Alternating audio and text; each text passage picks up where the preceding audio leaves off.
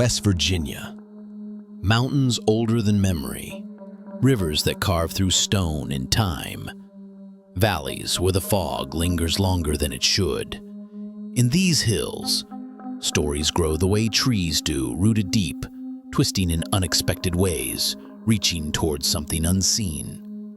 Tonight, we travel 4 roads, one to a mountain clearing, where something not of this world once stood, one to a river town stalked by a winged omen, one to a quiet grave where the truth came walking back from the dead, and one to a town emptied of life, yet never quite abandoned. Step lightly. The hills have a long memory, and some memories don't fade. Flatwoods Monster, Braxton County Enigma. It was September 12, 1952, when strange lights streaked across the sky over the small town of Flatwoods. To some, it was a meteor. To others, it was a signal, a warning. When a group of locals, including 2 boys and the town's National Guard member, went to investigate, they didn't find a smoking rock. A face, glowing like a spade-shaped lantern, clawed hands, a metallic hissing. The figure hovered above the ground, as if walking wasn't part of its design. The witnesses fled, eyes burning from the smell of hot metal and ozone. Skeptics said owl and shadows, believers still say alien. And somewhere between those explanations lies the truth, a truth that in Braxton County still gets visitors looking nervously toward the tree line at dusk. Mothman, Point Pleasant's feathered omen. 14 years later and 100 miles away, Point Pleasant would meet its own visitor. In November 1966, 2 young couples reported a massive creature near an abandoned TNT plant. It stood taller than a man, eyes burning red in the glow of headlights, wings folding and unfolding with a sound like heavy fabric in the wind. Over the next year, more than 100 sightings followed. Strange noises outside windows, glowing eyes in the dark, warnings whispered but never spoken.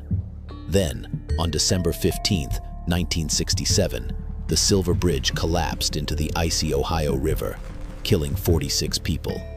The sightings stopped. Some call it coincidence. Others say Mothman wasn't a monster at all, but a harbinger, an omen who tried to warn Point Pleasant before the disaster. Whether savior or curse, the shadow of those wings still stretches over the town. The Greenbrier Ghost. Murder case solved by a spirit. The law doesn't take testimony from the dead, except once. In 1897, Elva Zona Heaster Shue was found dead in her home. Her husband, Erasmus, said she'd fallen, but her mother knew better. She said her daughter's ghost had come to her night after night, telling her she'd been strangled, and by whom. The mother went to the prosecutor, insisting on an exhumation. When they examined the body, they found the neck broken, the windpipe crushed. Erasmus Shue was convicted and sent to prison. In court, the mother testified not only to the evidence, but to the visits that led to it. The judge allowed it. The jury believed it. And the history books recorded the only U.S. murder case where the victim's ghost took the stand. 4. Thurmond Ghost Town. Tracks to nowhere. Once, Thurmond was one of the richest rail towns in West Virginia.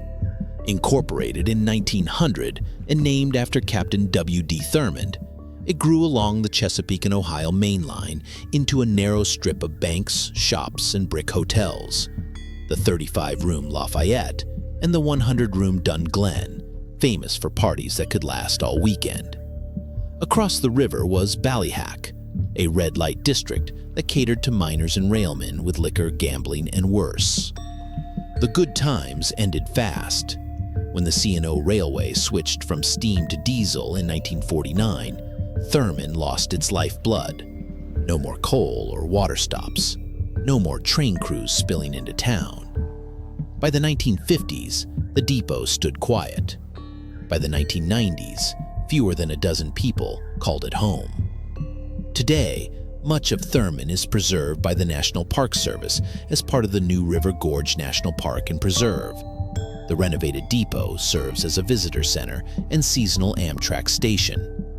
Silent brick storefronts stare at the river. The wind slips through empty hotel windows, and freight trains still rumble past, polishing the rails as they go, as if the line itself refuses to admit the town is gone. A monster in the hills, a winged omen, a ghost that testified, a town that refuses to die. In West Virginia, the lines between past and present, between the living and the dead, between the real and the imagined, are not so much blurred as braided together.